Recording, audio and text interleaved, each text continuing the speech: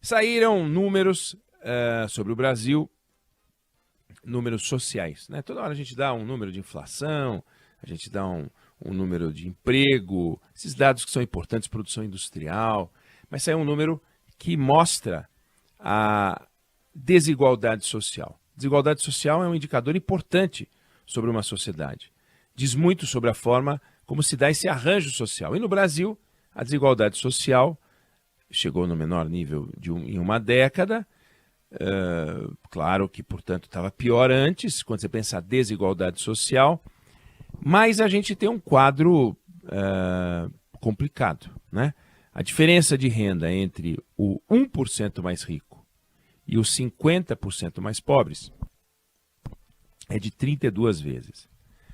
E é muito curioso quando a gente fala disso, e é muito importante a gente falar disso, porque num primeiro momento a gente pode se apaixonar pela ideia de que um país mais justo é aquele país em que a diferença de renda é menor.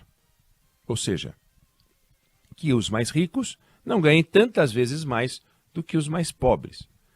E não há dúvida de que esse é um indicador de desenvolvimento. Tanto é que nações como Finlândia, Noruega, Suécia e outros países são mais justos.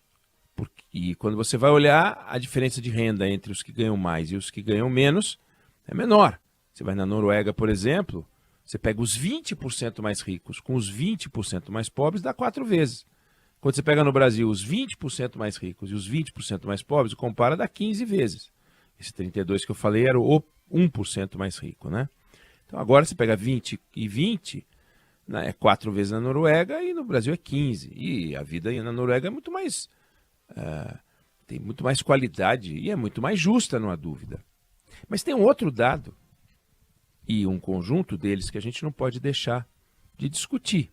E nós vamos discutir aqui, para não pegar o número, se apaixonar por ele e falar, olha só, no Brasil a desigualdade social é muito grande. A gente tem que reduzir a desigualdade social. Toda hora a gente fala disso, tem que reduzir a desigualdade social, e tem que reduzir a desigualdade social. Como pode? Você tem um grupo de bilionários que fica com um monte de dinheiro e a sociedade, de uma forma geral, os mais pobres, sem dinheiro algum, temos que mexer nisso. E fica a impressão, equivocada, diga-se, de que a riqueza de um resulta da pobreza do outro, como se os mais ricos assaltassem os mais pobres. E é uma coisa que a gente tem que combater como ideia. Vamos voltar no tempo, e aí a gente tem que voltar a mais de 100 anos, quando o mundo conheceu seu primeiro bilionário, que foi o John Rockefeller, primeiro bilionário americano. Hoje o mundo tem 2.600 bilionários. Tem mais bilionários, bem mais bilionários do que tinha há 100 e poucos anos. Nesse período, a população do planeta aumentou por 5 vezes e a renda mundial, a riqueza mundial, aumentou 35 vezes. Então a renda per capita aumentou 7 vezes. Ou seja, vive-se melhor no mundo com 2.600 bilionários do que se vivia no mundo que não tinha bilionário algum, tinha um só. No tempo do Rockefeller, 1/4 da população mundial era alfabetizada. Hoje, 85% da população mundial está alfabetizada. Você tinha no mundo do Rockefeller 80% das pessoas vivendo na extrema pobreza, hoje é 10%. Eu não vou ficar aqui listando dados e mais dados e mais dados, mas eu queria deixar claro que a desigualdade social é um mega de um desafio que a gente deve enfrentar e tem que olhar para ele sempre, mas a gente tem um problemão. Por que a desigualdade social no Brasil caiu ao menor nível de uma década? Porque as pessoas enriqueceram? Não. Por causa dos programas sociais. Por causa do Auxílio Brasil. Ou seja, 1 em cada 6 famílias hoje recebe o auxílio. E o valor do auxílio aumentou. Era 400, foi para 600, e com isso a riqueza dessa camada da população aumentou. E daí a desigualdade caiu. Mas vem cá, a gente está combatendo a miséria, não há dúvida nenhuma, mas a gente está promovendo a riqueza quando a gente faz isso? É isso que a gente está fazendo? Está certo o que a gente está conduzindo? A impressão que dá quando a gente vê a história do Brasil e quando a gente analisa o que está acontecendo é que a gente não está melhorando, a gente está melhorando reduzindo a miséria, combatendo a miséria, impedindo que as pessoas morram de fome, mas a gente, ao mesmo tempo, não está fazendo um trabalho para que essas pessoas consigam sair desta condição, dar a elas condições de produzir, de entrar no processo produtivo, e nisso a gente está pecando. A gente não dá condição para que as pessoas prosperem. A gente fica de olho, claro, e tem que ficar na parte de baixo da pirâmide. Agora, a gente tem que amparar para que as pessoas saiam da linha da pobreza, saiam da pobreza extrema, saiam da pobreza, da miséria, mas isso não faz a nossa missão estar cumprida. Dar um complemento de renda não é necessariamente promover justiça social. A gente tem que oferecer acesso aos serviços essenciais para que as pessoas possam ter condições de, sozinhas, produzir riqueza. Um país que consegue gerar riqueza reduz a pobreza com muito mais facilidade, porque muita gente vai ganhar mais dinheiro, aliás, vai ganhar dinheiro, e aí a economia vai girar, e nisso o Brasil está devendo. A gente tem que produzir riqueza. Só produzindo riqueza a gente libera o país da necessidade de manter políticas públicas que são um paliativo, não são uma solução. E a gente não tem promovido as condições, porque as condições passam por aquela lista de afazeres sobre os quais a gente fala o tempo inteiro, que envolve educação, que envolve tecnologia, que envolve investimento em infraestrutura, por incrível que pareça. Uma ponte produz riqueza. A gente acha mesmo que é o governo que vai promover riqueza? A gente acha mesmo que é o governo que consegue reduzir a desigualdade social? Governo não produz riqueza, governo come riqueza. Governo consome riqueza. Governo é custo. Governo é uma estrutura que a gente paga para fazer o bem pela sociedade e ele não faz um bem tão grande assim e custa caro pra caramba. Então, quando a gente fala em produção de riqueza, a gente tem que falar em promover a iniciativa privada. É permitir que as pessoas façam o que está ao alcance delas para gerar dinheiro, sem que o Estado pule no cangote dessas pessoas, regulando, tributando, sufocando. Você vai abrir um cantinho para consertar a bicicleta, lá vai um fiscal encher a tua paciência.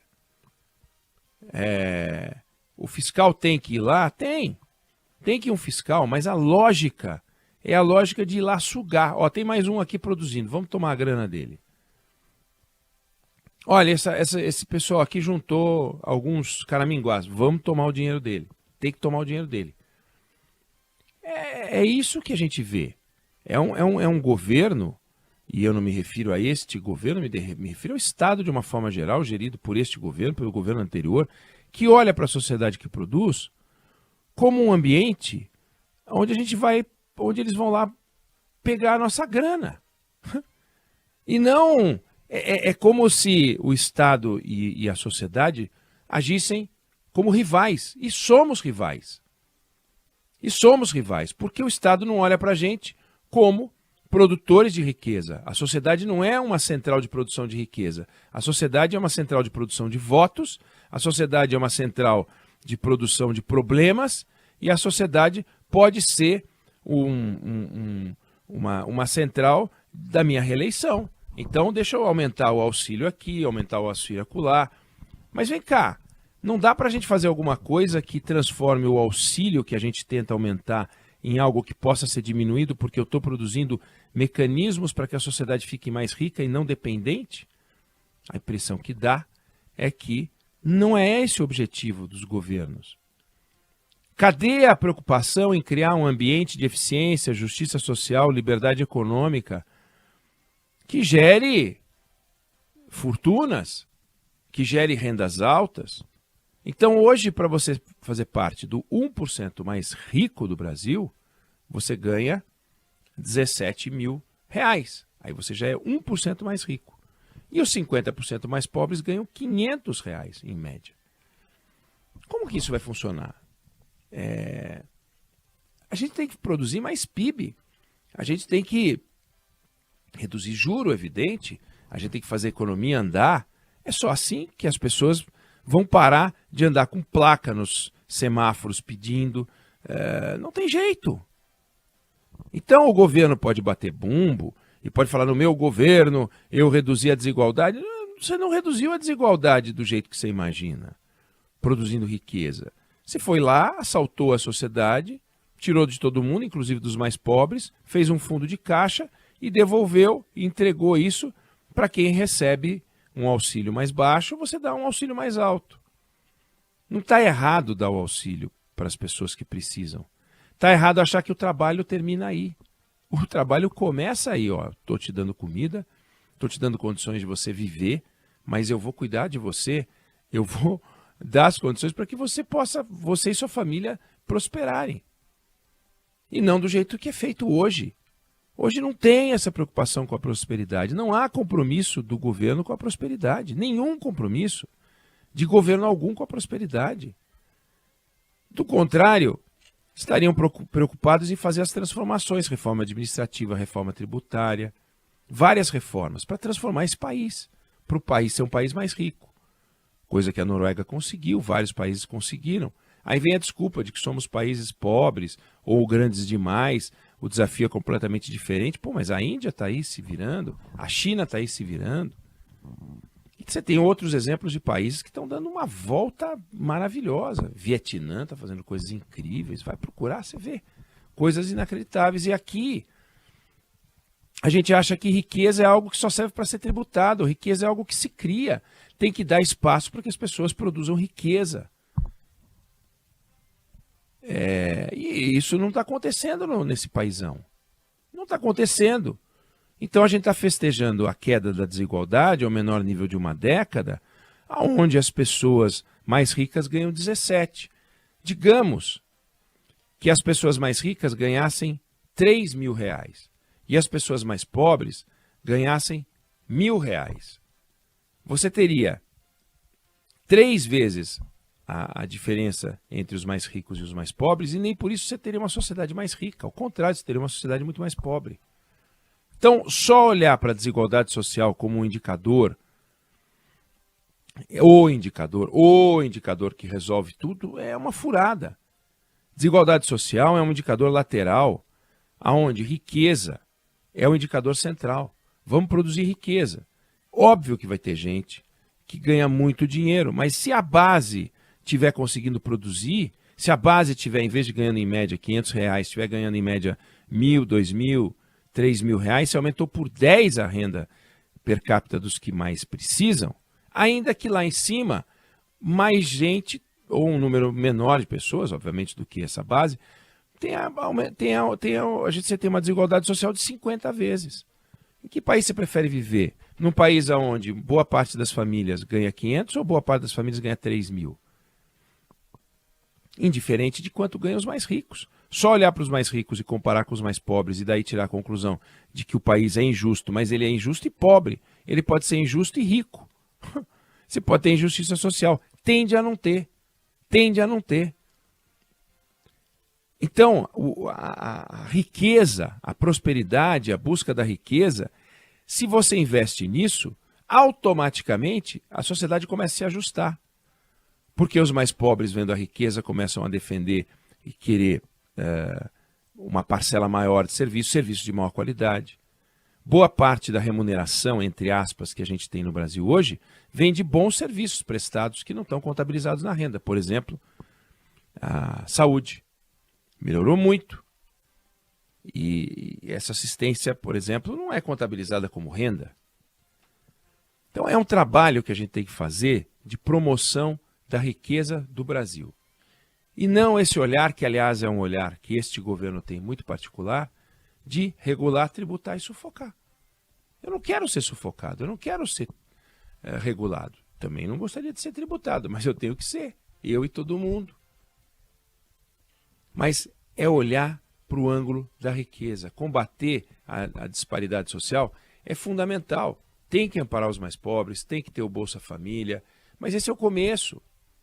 precisamos dar condições para empreender, para não ficar todo esse pessoal, toda essa multidão presa a uma renda modestíssima que sugere que o país está melhorando e não está, e sugere que é preciso reeleger o governo que dá esse dinheirão. Então é um dado usado politicamente. Então vamos ficar atentos, porque amparar a miséria, combater a miséria é uma coisa, promover a riqueza é outra, completamente diferente. O Brasil só vai se dar bem, só vai se desenvolver, só vai ser um país realmente próspero se apostar na promoção de riqueza. Na promoção de riqueza. O trabalho social, o amparo aos mais pobres é apenas o começo. O Brasil só vai mudar de patamar se fizer um trabalho de promoção de riqueza, sem que o Estado venha no cangote regular, tributar e sufocar. Eu não sei se é a sua visão, se você concorda, se você discorda, mas é isso que eu penso sobre esse assunto.